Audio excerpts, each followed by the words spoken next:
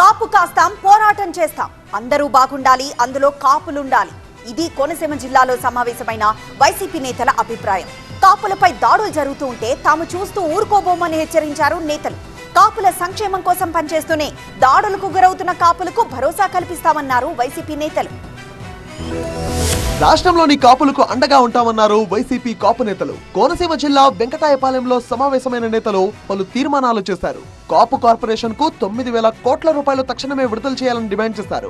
సాయికృష్ణ ఘటనపై సిబిఐ విచారణ జరపాలన్నారు. దాడులకు గురైన కాపులకు భరోసా కల్పించేలా వైసీపీ ఆధ్వర్యంలో 3 టాస్క్ ఫోర్స్ టీంలు ఏర్పాటు చేస్తామన్నారు. మరోవైపు పవన్ కళ్యాణ్ వ్యాఖ్యలపై వైసీపీ సీనియర్ నేత బొత్స సత్యనారాయణ మండిపడ్డారు. వైసీపీ కాపు నేతలు రౌడీలు అనుకుంటున్నారా అని ఫైర్ అయ్యారు. రౌడీ అనే పదం పవన్ కళ్యాణ్ కే వర్తిస్తుందన్నారు. అధికారంలో ఉన్న వాళ్ళు జాగ్రత్తగా మాట్లాడాలని సూచించారు. ఈ రాజ్యాంగాన్ని పరిరక్షిస్తూ ఈ రాష్ట్రంలో మొదలు చేసి ఈ ముందు తిరిగి చేస్తున్నవారు రౌడీ అనే పదానికి ఆయన వర్తిస్తూ ఆలోచన చేసుకుంటారు.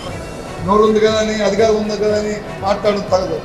అధికారంలో ఉన్న వాళ్ళు చాలా జాగ్రత్తగా మాట్లాడాలి. మంత్రి పదవులతో కాపులకు న్యాయం జరగదన్నారు మాజీ మంత్రి పేర్ని నాని. కూటమి ప్రభుత్వం కాపులను రౌడీలుగా ముద్ర వేస్తోందన్నారు. కాపుల సంక్షేమాన్ని ప్రభుత్వం పట్టించుకోలేదన్నారు. పవన్ మాటలకు ప్రాధాన్యత ఉండదన్నారు.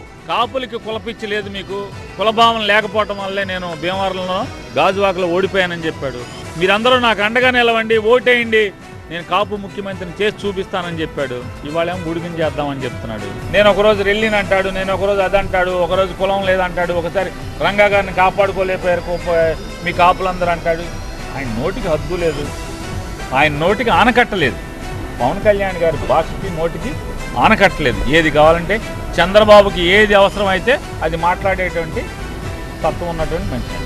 రాబోయే రోజుల్లో ఇతర ప్రాంతాల్లోనూ కాపు నేతల సమావేశం నిర్వహించి సమస్యలపై చర్చిస్తామన్నారు వైసీపీ నేతలు. కాపుల సంక్షేమం కోసం తమ పోరాటం కొనసాగుతుందన్నారు. కాపులపై దాడులను అడ్డుకునేందుకు వైసీపీ ఆధ్వర్యంలో 3 టాస్క్ ఫోర్స్ టీములను ఏర్పాటు చేయబోతున్నారు. వచ్చే నెల 29న గుంటూరులోని తన నివాసం నుంచి డీజీపీ ఆఫీస్ వరకు పాదయాత్ర చేయబోతున్నట్టు ప్రకటించారు మాజీ మంత్రి అంబటి రాంబాబు.